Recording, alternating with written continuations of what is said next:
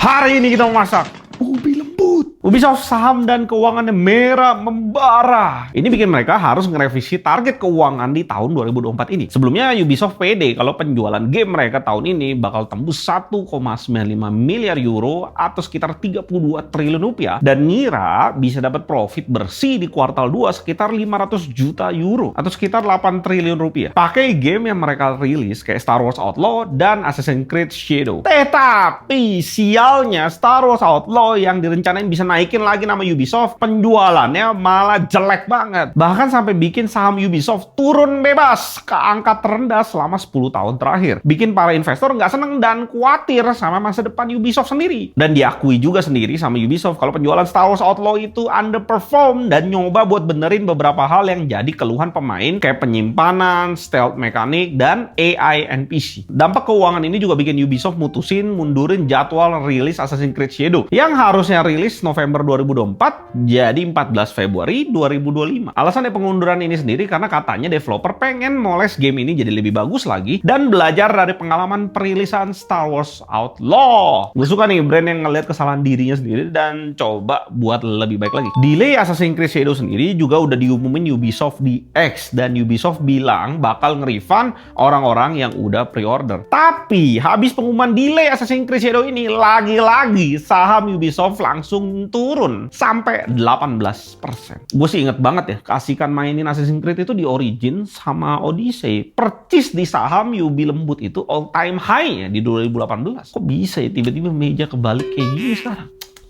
Meta pamerin prototipe kacamata AR terbaru sebutannya Orion. Klaimnya itu ini kacamata AR tercanggih yang pernah dibikin. Di dalamnya udah dilengkapin Meta AI, holographic display, dan hands-free communication. Dari desainnya, Orion ini mirip sama Ray-Ban Meta, tapi lebih tebal dan berat. Nggak kayak kacamata AR biasanya yang mancarin gambar di dalam kacanya, Orion ini pakai proyektor micro LED buat keluarin gambar di depan mata kita. Lensanya sendiri dibuat dari silikon karbida yang bobotnya ringan dan punya kemampuan mancarin gambar dari proyektor dengan sudut yang luas. Bukan plastik, bukan kaca. Kacamata Orion ini dikontrol pakai suara, eye tracking, dan hand tracking. Dia ngegunain gelang syaraf yang punya fungsi bisa nangkap sinyal syaraf pakai gerakan tangan. Gue liat demonya di versi keren konsep gelang tangannya itu. Dan karena udah ada kameranya, Orion ini bisa ngebantu buat deskripsiin objek yang lo lihat. Dan di demonya, AI-nya bahkan bisa bikinin kita resep, bikin smoothies dari bahan-bahan yang dilihat lewat kacamata. Gila, keren banget. Orion ini juga bisa dipakai buat browsing internet, media sosial, streaming video musik, dan main game multiplayer selama lawan kita juga pakai kacamata Orion juga. Kacamata ini juga punya aplikasi messenger yang dibuat khusus buat Orion. Jadi sesama user bisa ngirim pesan teks, telepon, dan ngelakuin video call ke device luar kayak iPhone. Tapi buat video call-nya, lawan bicara kita belum bisa ngelihat kita. Walaupun kita bisa ngelihat mereka. Kedepannya katanya Meta bakal bikin hologram avatar pas video call yang sistemnya bisa ngelacak gerakan wajah dari pemakai Orion pas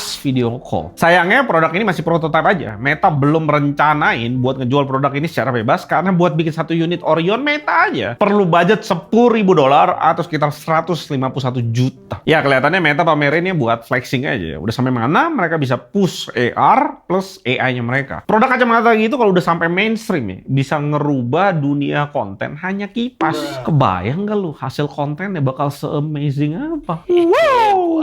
Baru-baru ini PlayStation Senior Principal Product Manager. Buset, itu rankingnya susah banget disebut. Coba ngejelasin kenapa harga PS5 Pro bisa nyampe $700 atau sekitar 10.500.000 rupiah. Kata Toshi Aoki, dengan harga segitu, para user udah dapetin peningkatan yang bagus, udah dapet AI upscaling dari sisi developer. Itu tuh bukan hal yang gampang buat dikembangin. AI upscaling yang dimaksud Aoki ini adalah PlayStation Spectral Super Resolution (PSSR) yang dijadiin sama Sony nilai jual PS5 Pro. PSSR ini dibilang kerjanya mirip sama teknologi DLSS dari Nvidia dan FSR dari AMD di PC yang digunain buat ningkatin resolusi grafik game tanpa ngorbanin kinerja sistem. Jadi main game ya tetap mulus. Katanya bukan hal yang gampang buat dibikin. Sekarang bilang mirip sama Nvidia sama AMD. Kenapa lu nggak pakai fitur Nvidia atau AMD aja biar hemat budgetnya? Dibanding bikin sendiri, terus lu mahalin tuh device-nya, suruh user yang bayar.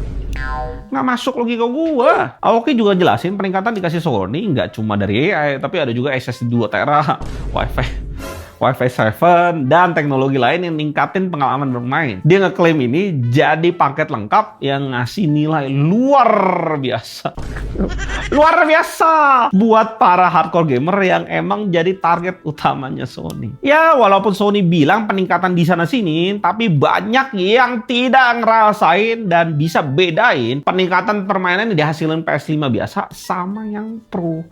Tinggal bilang aja si Sony ini buat nutupin ruginya concrot. Belibet banget ah. Gak cuma konsol yang terasa mahal, Sony juga baru-baru ini naikin harga game Horizon Zero Dawn Complete Edition yang di-remaster dari PS4 ke PS5. Harganya itu naik 2 kali lipat lebih mahal. Setelah concrot bungkus, Sony naikin segalanya. Gamenya direncanain rilis 31 Oktober di PS5. Harga awalnya di PlayStation Store $19,99 atau sekitar Rp302.000. Tapi per 25 September harganya naik jadi $39,99 atau sekitar Rp606.000.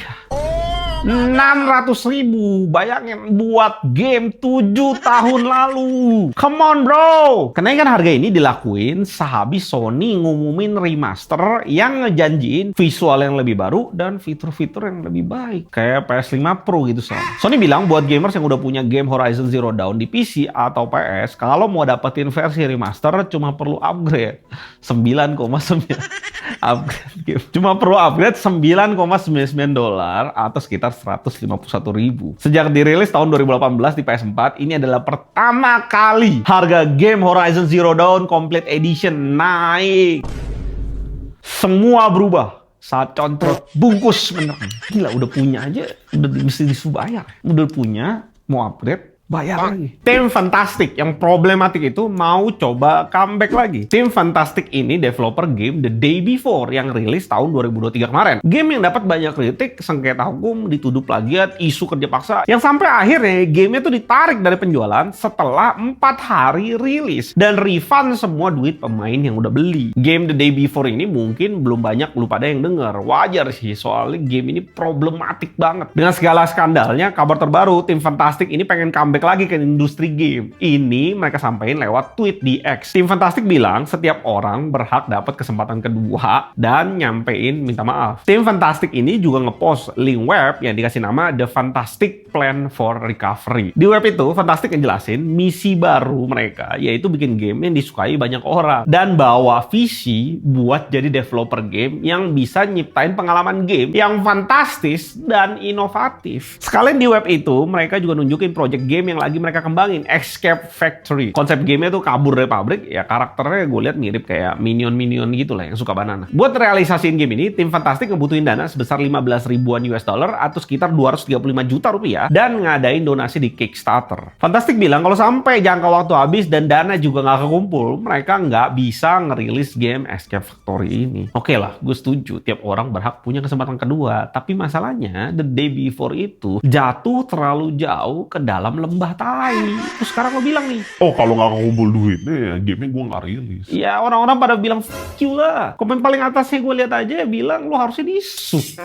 Lagi-lagi Apple. Di awal janjiin iPhone 16 Pro bakal pakai Wi-Fi 7 yang lebih cepat buat upload dan download dan 5 kali lebih cepat dari Wi-Fi 6E di iPhone 15. Secara teori, kecepatan Wi-Fi 7 iPhone 16 emang bisa nyampe 5,8 Gbps meningkat dari 2,4 Gbps di iPhone 15. Tapi pas diuji sama les numerics, kenyataannya kecepatan Wi-Fi 7 di iPhone 16 nggak sesuai apa yang Apple bilang. Pengujian ini dilakuin di iPhone 16 Pro dan Plus pakai sistem mesh Wi-Fi TP-Link Deco BE85 yang punya jaringan Wi-Fi 7 dan pakai frekuensi 6 GHz dengan jaringan kecepatan sampai 10 Gbps. Dari hasil pengujian ini ternyata iPhone 16 Pro dan iPhone 16 Plus cuma bisa nyampe kecepatan sekitar 1,6 sampai 1,7 Gbps. Ini nggak jauh beda sama performa Wi-Fi iPhone 15 Pro Max yang pakai Wi-Fi 6E. Dari investigasi ternyata Apple ngebatasin kemampuan Wi-Fi 7 di iPhone 16 Pro ini jadi cuma 160 MHz. Padahal Wi-Fi 7 itu bisa manfaatin frekuensi sampai 320 MHz. Iya, dengan Apple ngebatasin ini artinya iPhone 16 kagak ada bedanya sama Wi-Fi 6E di iPhone sebelumnya. Belum jelas kenapa Wi-Fi 7 ini belum bisa bekerja optimal di iPhone 16. Apa ada di masalah hardware atau cuma butuh update software aja? Ya seperti biasa, Apple belum juga ngasih tanggapan tanggapan buat hal ini. Gue percaya makin tinggi pohon, makin kencang anginnya. Ini iPhone bener-bener diulik sampai dalam lah. Makanya ketemu masalah-masalah terus dari kemarin. Malah Apple Intelligence belum bisa dipakai lagi. Ada HP 30 juta itu, Bos. Hah? Apa? Berita habis? Tenang aja, kita akan ketemu beberapa hari lagi. Sampai jumpa.